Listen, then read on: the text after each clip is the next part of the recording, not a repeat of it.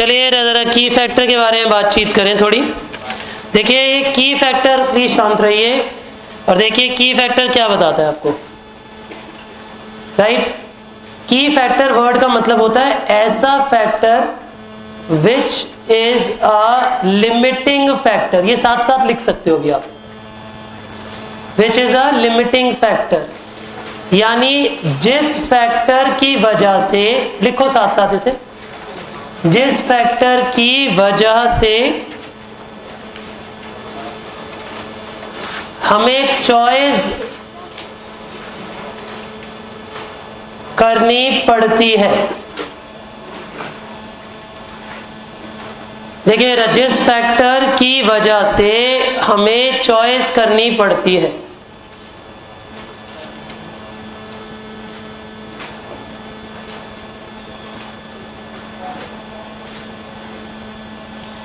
यानी हमें ना ये डिसीजन लेना पड़ता है कि हम क्या बनाएं और हम क्या ना बनाएं। बोलिए मतलब समझे आप मैंने क्या कहा? यानी जिस फैक्टर की वजह से हमें चॉइस करनी पड़ती है। फॉर एग्जाम्पल, ये एग्जाम्पल से पहले मैं एक पहले नोट और लिखवा दूं। We should plan our production, plan our production in such a way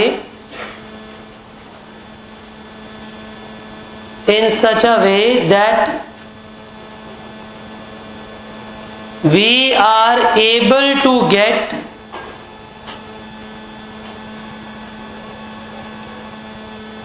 maximum benefit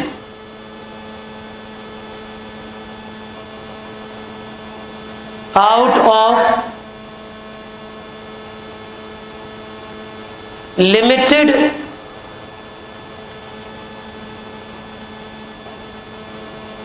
key factor resource।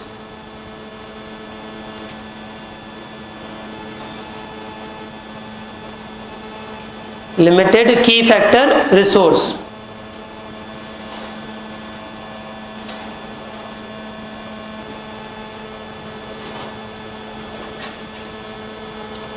बोलिए इतनी बातचीत समझ आई आपको हमने क्या कहा?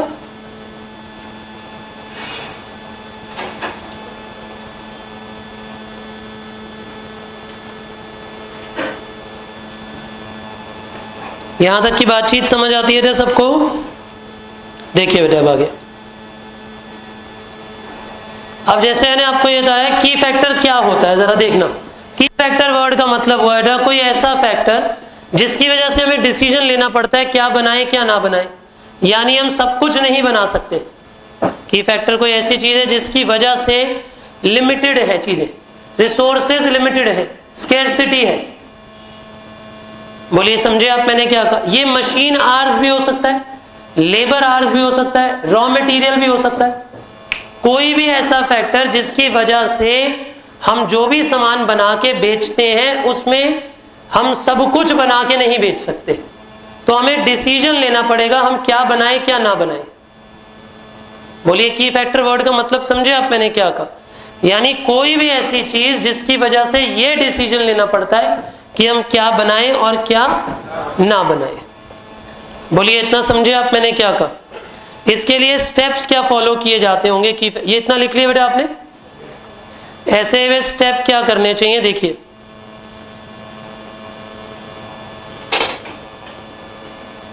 स्टेप 1 साथ साथ लिख लो। इसके क्वेश्चन में स्टेप कैसे होंगे? पहले आप निकालिए calculate contribution per unit.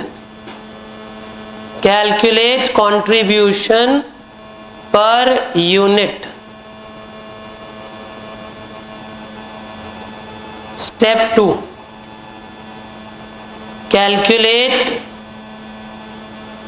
Contribution पर की फैक्टर यूनिट।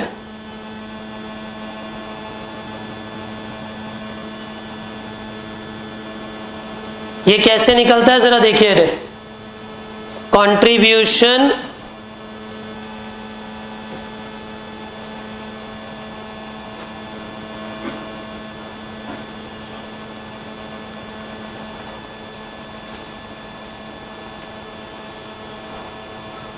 देखिए ना, कंट्रीब्यूशन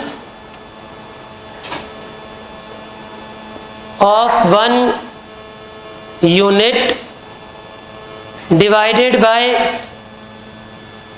की फैक्टर यूजेज ऑफ 1 यूनिट, की फैक्टर यूजेज ऑफ 1 यूनिट।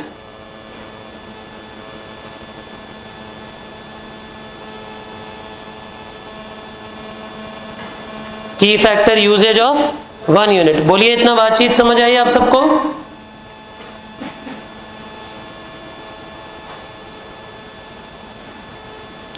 इतना क्लियर है जी?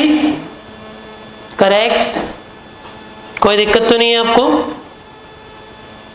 Now rank different proposals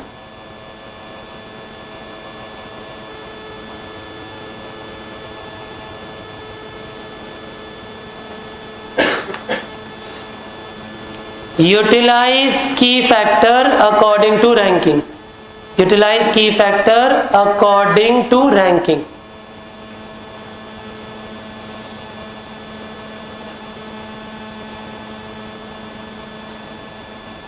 utilize key factor according to ranking। बोलिए, इतना क्लियर हो गया जी आपको? अकॉर्डिंग टू रैंकिंग पैटर्न, कोई दिक्कत तो नहीं है जी इतने में? मैं अभी समझाता हूं इस सब में मैंने क्या कहा। पहले आप हर एक यूनिट की कंट्रीब्यूशन निकालिए। पहले क्या करेंगे? हर एक यूनिट की, तो सेल माइनस वेरिएबल कॉस्ट करोगे तो कंट्रीब्यूशन आ जाएगा। फिर उस कंट्रीब्यूशन को की फैक्टर की यूजेज से डिवाइड करो, और फिर ये देखो कि एक यूनिट ऑफ की फैक्टर लगा के आप कितना कमा पाते हो। फिर उसके हिसाब से रैंकिंग, और रैंकिंग के हिसाब से यूजेज। आइए मैं एक प्रैक्टिकल क्वेश्चन से पूरी बातचीत दिमाग में उतारूं आपके। देखो, ये क्वेश्चन लिखवाने जा रहा हूं बेटा, क्वेश्चन भी आप साथ साथ लिख सकते हो।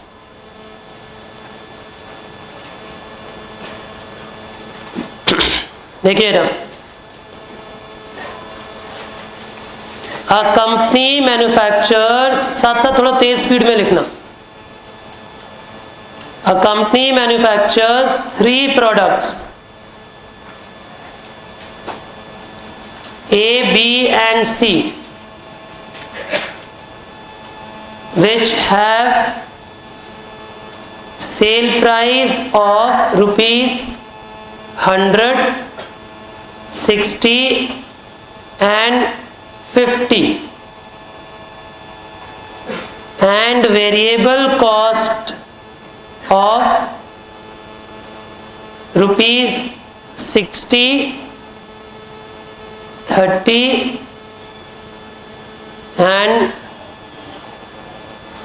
20, 60, 30 and 20। बोलिए, इतना लिख लिया आप लोगों ने सबने? अब आगे देखिएगा, the raw material usages per unit is 2 kg,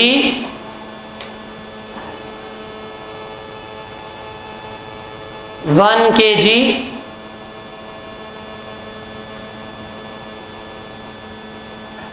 and 2 kg respectively. The maximum sale possibility is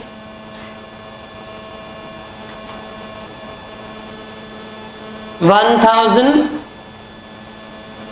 units, 1500 units,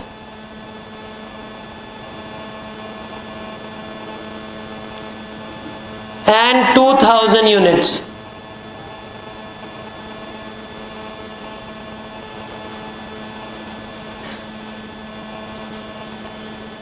And total availability of raw material is limited up to 4000 kgs limited up to 4000 kgs only. Explain how production should be planned.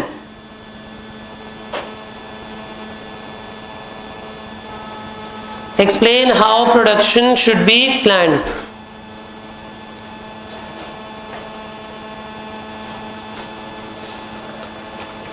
देखिए इस question में क्या कहा गया है, पहले ध्यान से समझो।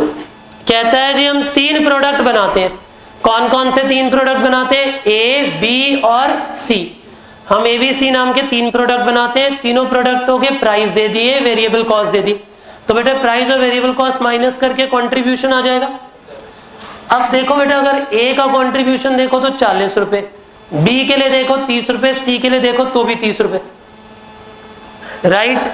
तो हमें ऐसे लगता है ए में सबसे ज्यादा प्रॉफिट हो रहा है। बेटा एक बात समझिए, ए में सबसे ज्यादा प्रॉफिट हो रहा है हमें, क्योंकि ए का कंट्रीब्यूशन 40 रुपए है।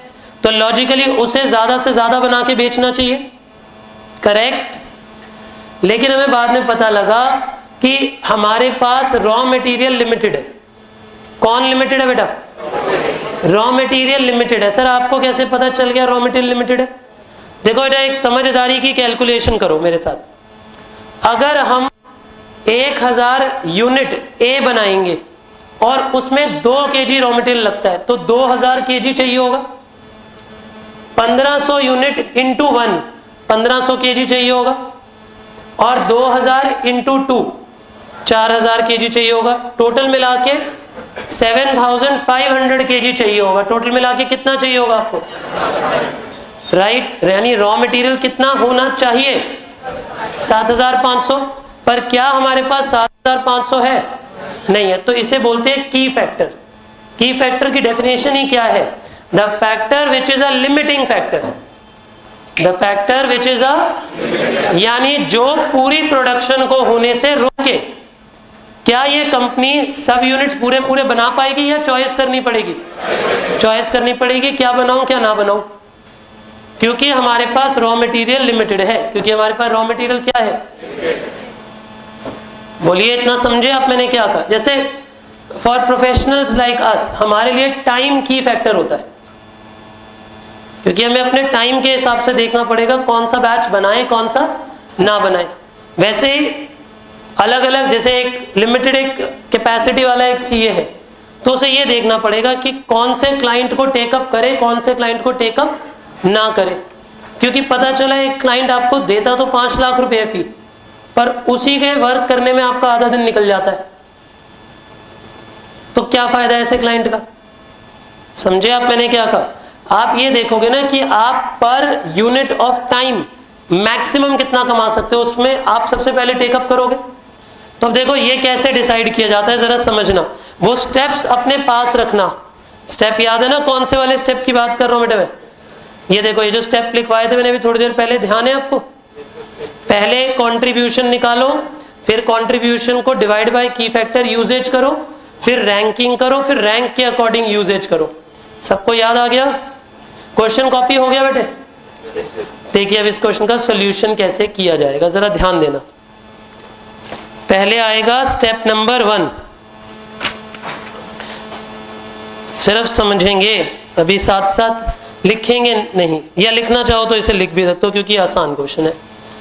सॉल्यूशन देखो बेटे, पहले नहीं अभी रुक जाओ, समझ लो पहले। ए बी सी 3 प्रोडक्ट बनाते हैं बेटा हम। देखो तीनों प्रोडक्ट्स के लिए सेल प्राइस कितना? 100 रुपए, 60 रुपए, 50 रुपए। वेरिएबल कॉस्ट कितनी? 60 रुपए, 30 रुपए, 20 रुपए। यानी कंट्रीब्यूशन पर यूनिट। अभी तक तो स्टेप 1 चल रहा है बेटा, कंट्रीब्यूशन पर यूनिट 40 रुपए, 30 रुपए और 30 रुपए, राइट। अब ये आ गया कंट्रीब्यूशन पर यूनिट, तो ये पहला स्टेप ओवर हो गया। स्टेप नंबर 2 कहता है कि कंट्रीब्यूशन पर यूनिट को डिवाइडेड बाय कंट्रीब्यूशन नहीं, इसे डिवाइडेड बाय यूजेज ऑफ की फैक्टर से करो। पता है क्या, अब ज्यादा कमाई कम कमाई नहीं सोची जाएगी, ये सोचा जाएगा कि इतनी कमाई अगर हम की फैक्टर के नजरिए से करें। देखो इसमें हम 40 रुपए कमाते हैं पर 2 kg मटेरियल लग जाता है, तो यानी 20 रुपए पर केजी कमा रहे हैं। यहाँ 30 रुपए कमाते हैं लेकिन 1 kg रॉ मटेरियल लगता है, तो यानी यहाँ पे 30 रुपए पर केजी कमा रहे हैं। यहाँ 30 रुपए कमाते हैं लेकिन 2 kg रॉ मटेरियल लगता है, तो यहाँ 15 रुपए पर केजी कमा रहे हैं, तो ये रैंक 1 हो गया। यानी किस यूनिट को बनाने पे सबसे ज्यादा फायदा हो रहा है बताओ हमारा? बी बनाने में सबसे ज्यादा फायदा हो रहा है, उसके बाद ए बनाने में कम फायदा हो रहा है और सी बनाने में सबसे कम फायदा हो रहा है। बोलिए इतनी बातचीत समझ आई आपको? इन्हें क्या कहा कि नहीं बेटा? बोलिए क्या मतलब समझ आया आपको हमने क्या कहा? पक्का? दोबारा देखो बेटा एक बारी, ए बी और सी। बेटा जब आप तीनों चीजें बनाना चाहोगे तो इसमें सबसे ज्यादा फायदा किसमें है? बी बनाने में, उससे कम फायदा ए बनाने में और सबसे कम फायदा सी बनाने में। जबकि कंट्रीब्यूशन के हिसाब से ये सबसे आगे था, पर अब रैंकिंग में ये 2 पे आ गया। बोलो पहले 3 स्टेप समझ आ गए? स्टेप नंबर 4 ये कहता है कि रैंकिंग के हिसाब से प्रोडक्ट को यूज करो। अब देखो जरा इसके आगे, अब अगर रैंक वाइज चलना चाहेंगे तो कैसे चलेंगे? देखो अभी तक तो समझ आ गया बेटा सबको?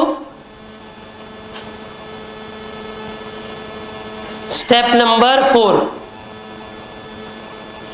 Statement for production.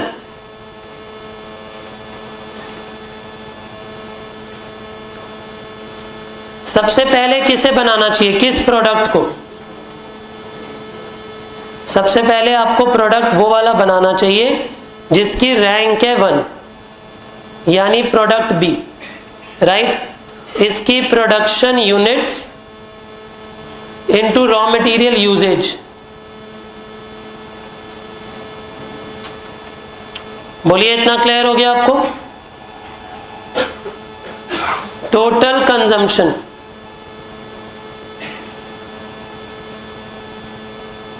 देखिए इसके प्रोडक्शन यूनिट्स कितने हैं बोलो? हाँ जी 1500 यूनिट, और 1500 यूनिट में अगर 2 kg रॉ मटेरियल लगता है, 1 kg लगता है, तो total 1500 kilo raw material use हो गया। क्या रॉ मटेरियल बचा है या नहीं बचा? बचा है, क्योंकि टोटल रॉ मटेरियल कितना था बेटा हमारे पास? 4000। अब आओ रैंक नंबर 2 से बात करो। रैंक नंबर 2 कौन था? ए के 1000 यूनिट बनाने थे, कितने kg? 2 kg। कितना रॉ मटेरियल खर्च हुआ? क्या अभी रॉ मटेरियल बचा है या खर्च हो गया सारा? बचा है। कितना kg रॉ मटेरियल बचा है अभी? 500। बेटा टोटल 4000 किलो था ना तुम्हारे पास, 4000 में से अभी तक खर्च कितना हुआ? 3500। तो अब बताओ बेटा रैंक नंबर 3 के पास गए, रैंक सी हो गया, राइट। बताओ इसके लिए तो बचे ही खाली 500 kg है बैलेंसिंग फिगर से, है ना। तो बताओ बेटा 500 kg में 2 kg में बनने वाले तो आप बना ही कितने पाओगे? खाली 250 kg यूनिट्स। खाली क्या बना पाओगे? 250 यूनिट्स। ये बैलेंसिंग फिगर से आ गया। पहले बताइए सबको समझ आ गया हमने 4000 kg को कैसे यूज किया? बोलो समझ आया? देखो की फैक्टर में क्या डिसाइड करना है? ये डिसाइड करना होता है कि इनकी कितनी कितनी क्वांटिटी बनाए। इतनी क्वांटिटी बी की, इतनी ए की और इतनी सी की बनाओगे तो आप मैक्सिमम मुनाफा कमा पाओगे 4000 kg रॉ मटेरियल के साथ। कुछ समझ आया क्या हुआ? दोबारा देखो बेटे, पहले हमने ये देखा कि अलग अलग यूनिट्स को बनाने से हमारी कमाई कंट्रीब्यूशन कितनी होती है।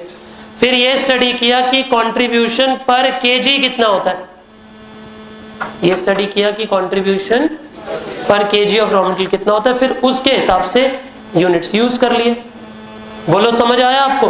देखो अगर हम भी एज अ प्रोफेशनल अपने आप को डिसाइड करते होंगे तो पहले ये डिसाइड करते होंगे कि कौन से बैचेस सबसे ज्यादा रेवेन्यू जनरेट करते हैं हमारे लिए या इनकम देते हैं, उन्हें पहले टाइम देंगे।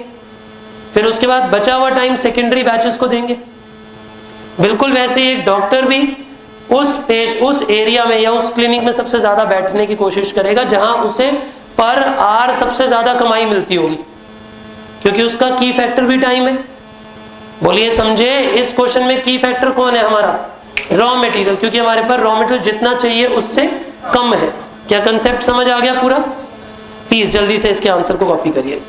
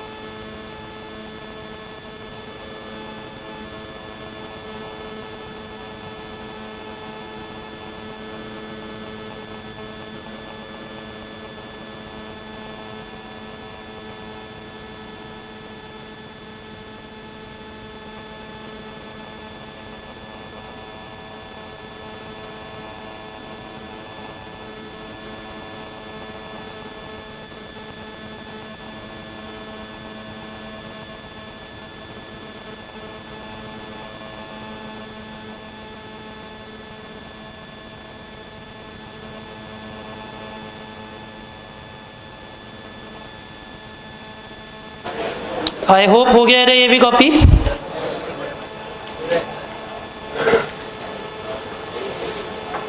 बी क्विक, की फैक्टर समझ आ गया आपको कैसे चलता है?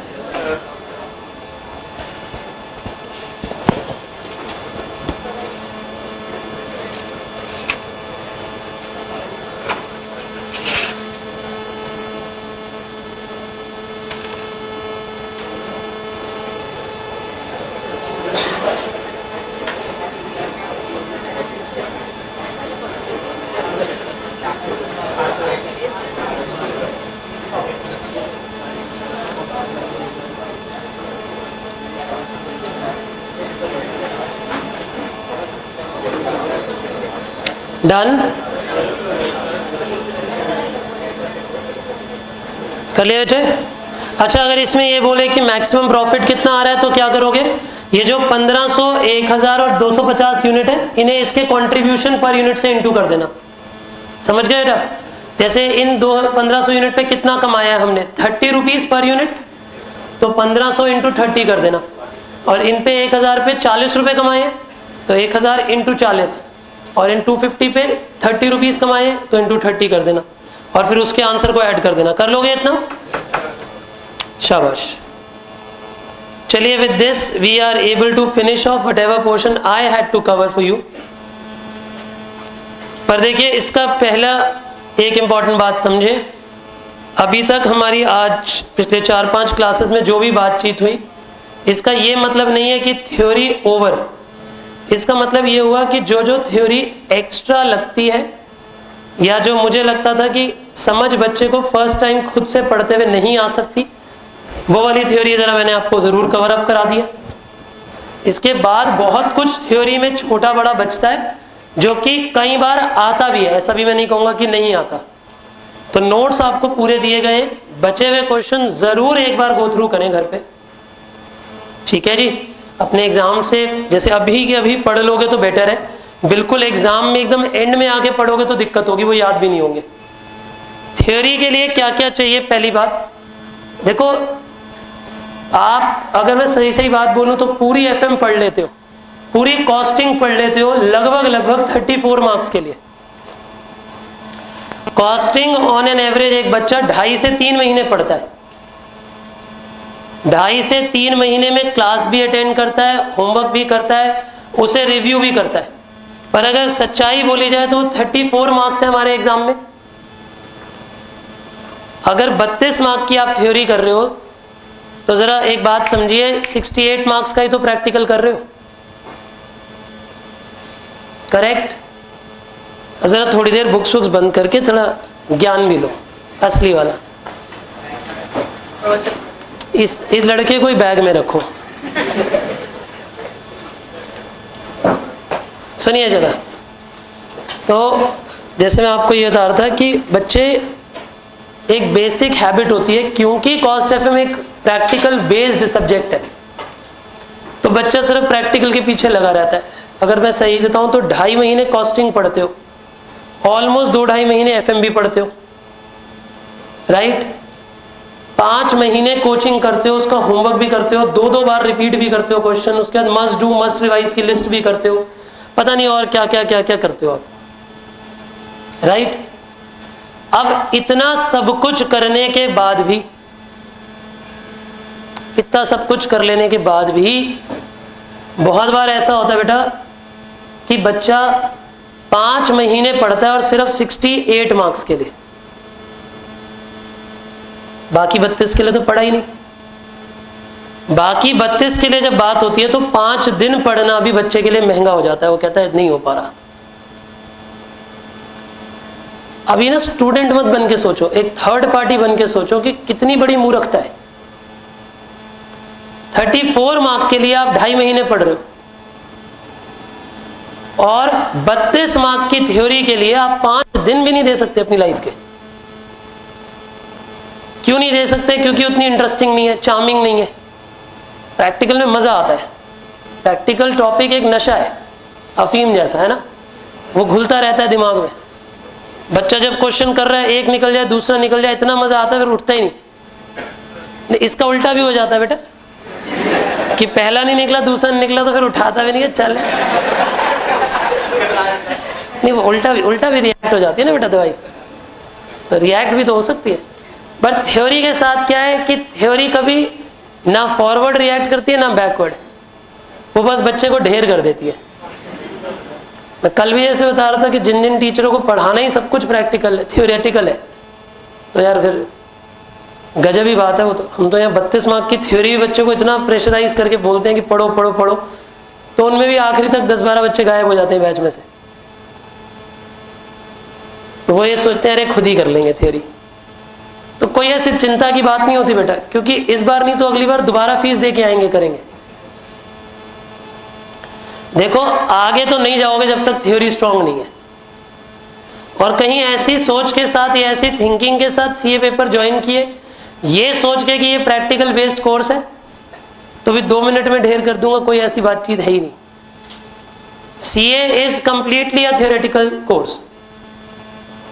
अगर आप ये कहते हो कि ये एक प्रैक्टिकल बेस्ड कोर्स है और प्रैक्टिकल के भरोसे बच्चा पास हो जाएगा, तो पहली बात तो मुझे वो बच्चा दिखा दो जो पास हो गया।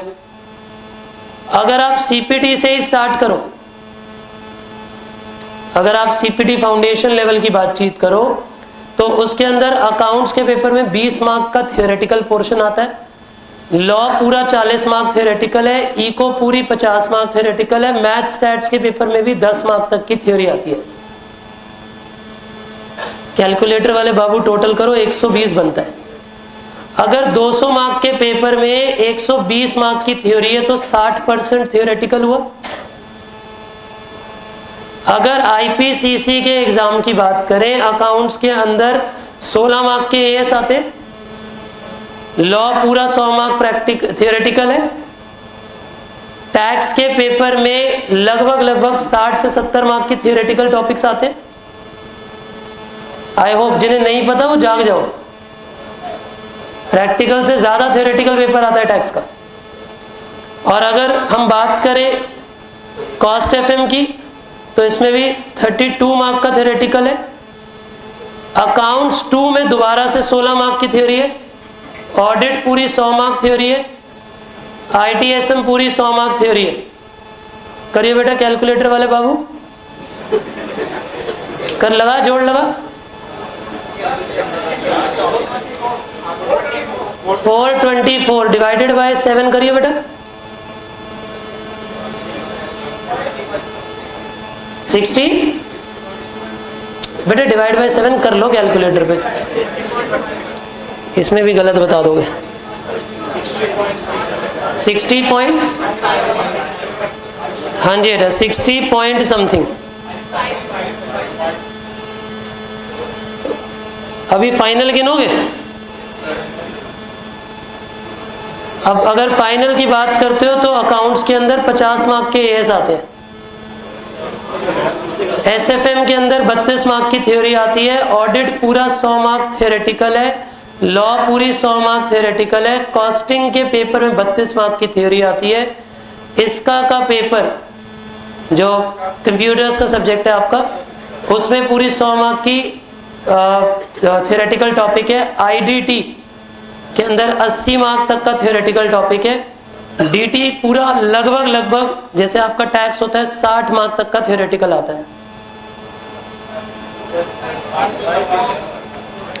544 डिवाइडेड बाय इसे 8 करो बेटा। अब कौन कहता है कि सीए एक प्रैक्टिकल बेस्ड सब्जेक्ट कोर्स है? कोई भी बच्चा सीए नहीं बन सकता जिसका थियोरेटिकल बेस स्ट्रांग नहीं। मैं बहुत से बच्चों से मिलता हूँ over seminars in different areas, तो सुनने में आता है कि सर मेरा प्रैक्टिकल बहुत अच्छा है, थियोरेटिकल वीक है। तो मन में से एक ही आवाज आती है, बेटा फिर क्या कर रहा है यहाँ?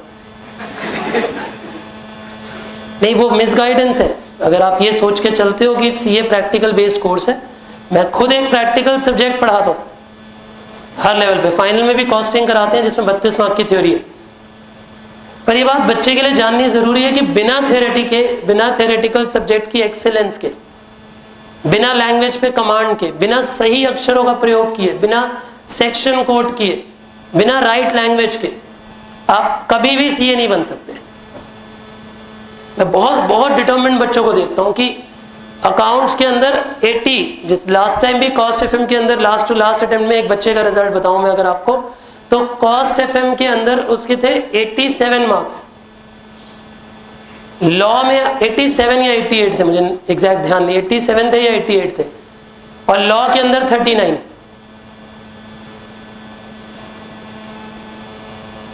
अब आप हिसाब लगाओ बच्चे को कहां गिर गया वो। बेटा कुछ भी हो, पेपर तो दोबारा देना पड़ेगा लॉ का, फेलियर लिस्ट में तो आ गया। क्यों? क्योंकि उसे जुनून इतना था प्रैक्टिकल पढ़ने का कि दिन रात प्रैक्टिकल पढ़ता था। आप समझे मैंने क्या कहा? तो बेटा वो काम नहीं चलेगा। You have to have a balanced approach. पहली मुख्य बात, मैं उन टीचर्स में से नहीं हूं जो सिर्फ ये चाहे कि मेरे सब्जेक्ट में बच्चा 90 ले आए, बाकी में मर जाए। ऐसा नहीं, बच्चे को पास करवाना ज़्यादा ज़रूरी है, अगले लेवल पे ले जाना ज़्यादा ज़रूरी है। उसके लिए कीप योर गोल्स क्लियर, अपने गोल्स, अपने ऑब्जेक्टिव्स क्लियर रखो। गोल्स कैसे क्लियर होंगे? पहले ये डिसाइड करो मुझे पढ़ना क्या है, कैसे पढ़ना है, कितना पढ़ना है। अगर एक लेमैन को भी एक बात पूछूं कि ये 32 मार्क है, ये 5 दिन में पूरे प्रिपेयर हो सकते हैं, और पूरी कॉस्टिंग, पूरी एफएम रिवाइज करने के लिए भी तुम्हारे पास 5 दिन है, तो तब भी नहीं हो पाएगी। लेकिन थ्योरी 5 दिन में जरूर हो जाएगी। अगर मल्टीपल टाइम, बेटा इतनी सिंप्लीफाइड लैंग्वेज प्रेजेंट की है बुक्स में कि अगर आपने 2-2 बार रीड भी कर ली तो 32 में से 20-22 मार्क कहीं भी नहीं जाते। जिन्होंने सिर्फ कैजुअल रीडिंग की है और पूरा प्रॉपर करके जाओगे तो 32 में से 32 भी मिलेंगे। इनफैक्ट एक बात बताऊं, रेवोल्यूशनरी अगर बच्चा होता है ना, जो एग्जामिनेशन पैटर्न कमेटी है जो पेपर चेक करते हैं, अगर किसी बच्चे की एक्सेलेंट लिखी हुई थ्योरी मिलती है कॉस्ट एफएम जैसे पेपर में, तो टीचर खुद इतना खुश हो जाता है कि वो वैसे ही बहुत ज्यादा मार्क्स दे देता है।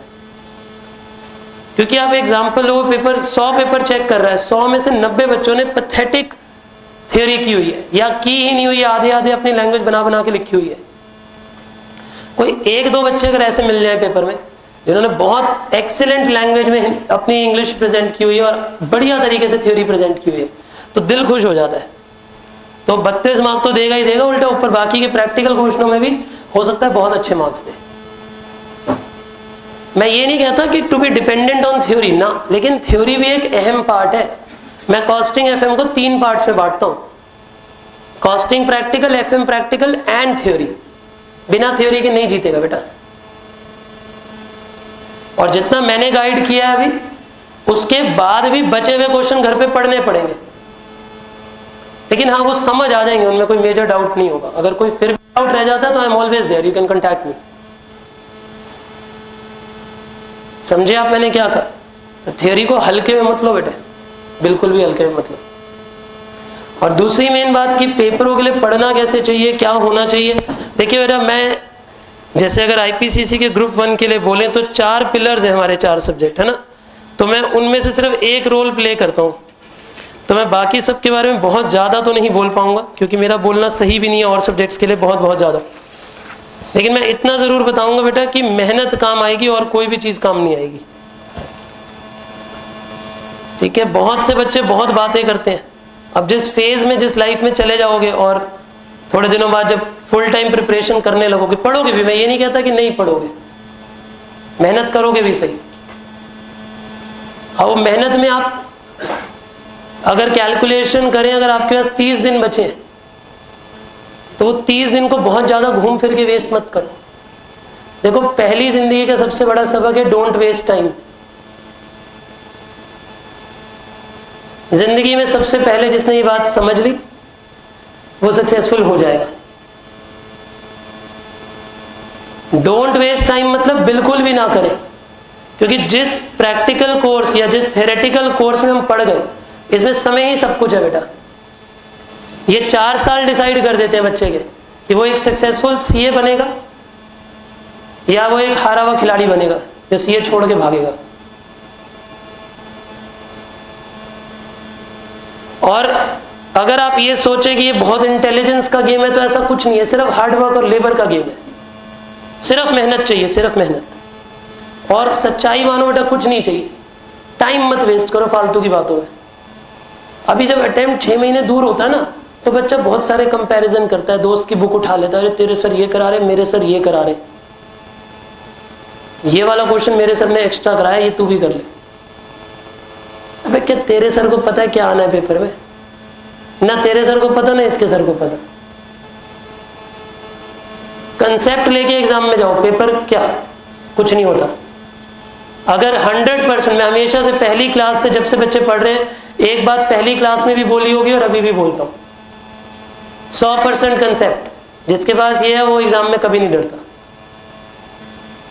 सिर्फ एक ही चीज बचाएगी आपकी, 100% कंसेप्ट नॉलेज। जहां मर्जी से क्वेश्चन आ जाए यार, जहां मर्जी से क्वेश्चन आ जाए, अगर बच्चे को तैयार किया हमने कंसेप्ट के साथ, तो हमारा बच्चा हारेगा नहीं। सिर्फ कंसेप्ट काम आएगा। Day 1 to day end revision का क्या तरीका होना चाहिए?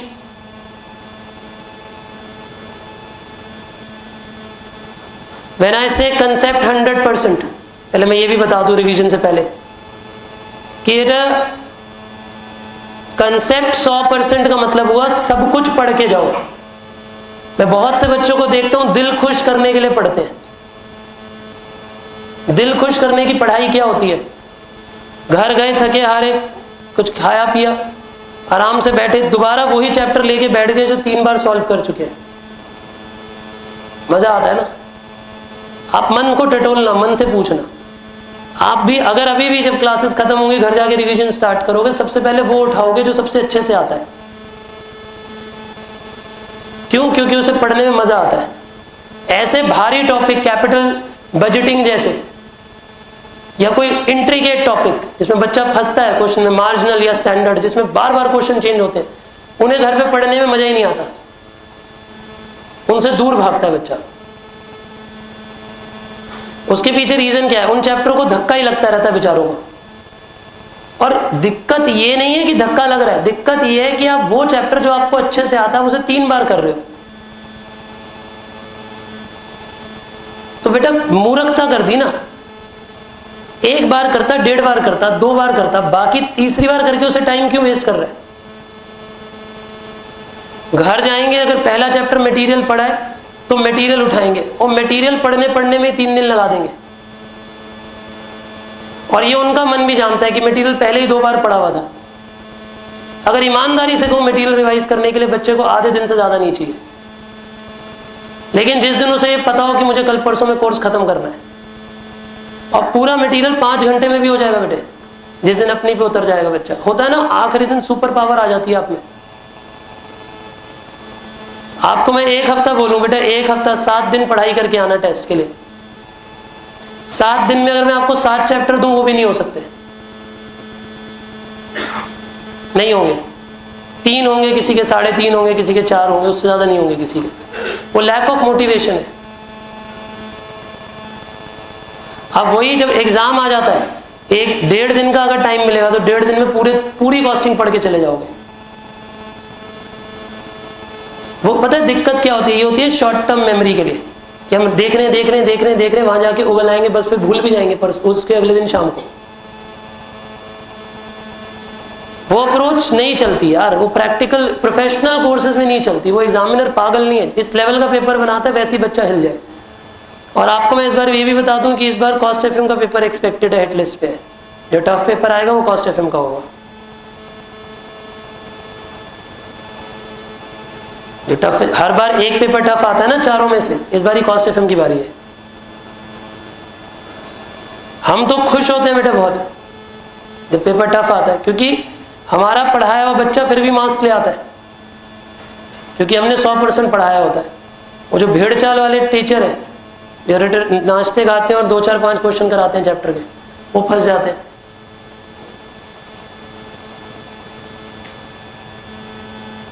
कंसेप्ट नॉलेज काम आएगी सिर्फ। रिवीजन कैसे करनी चाहिए? आइए डराऊं नहीं बेटा, मुंह के उतर लिए। रिवीजन कैसे करनी चाहिए? रिवीजन का एक पैटर्न है। रिवीजन पैटर्न करने के लिए बेटा पहले चैप्टर उठाओ, सबके लिए बोल रहा हूं, सबके लिए, general, in general 100%, her subject के लिए, जिंदगी भर के लिए रिवीजन का पैटर्न बता दो कि पहले घर जाओ, चैप्टर उठाओ, उस चैप्टर का जो भी टीचर से पढ़े हो उन टीचर का सॉल्यूशन रजिस्टर उठाओ।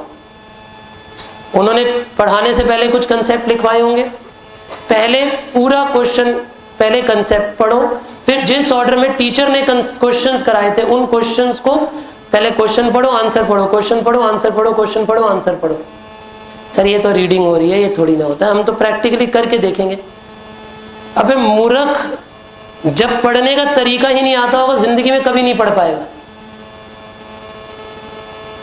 कभी भी नहीं पढ़ पाएगा जिंदगी में। ये कोई 5वीं क्लास की मैथ्स की बुक नहीं है जो सीधा क्वेश्चन पे उछल गए। 40 ही क्वेश्चन होते हैं पूरे एक चैप्टर में मिला के, वो हो ही जाएंगे। वो नहीं भी हो रहे होंगे तो मम्मी हाथ पकड़ के करा देंगे, क्योंकि मम्मी को भी आते हैं वो। कॉस्टिंग का करवा के देखो मम्मी से एक क्वेश्चन। मम्मी को अच्छा सबसे आसान चैप्टर लिवरेज से ही पूछ लो, आज घर जाके पूछना mummy what is degree of operating leverage, बताएगी मम्मी।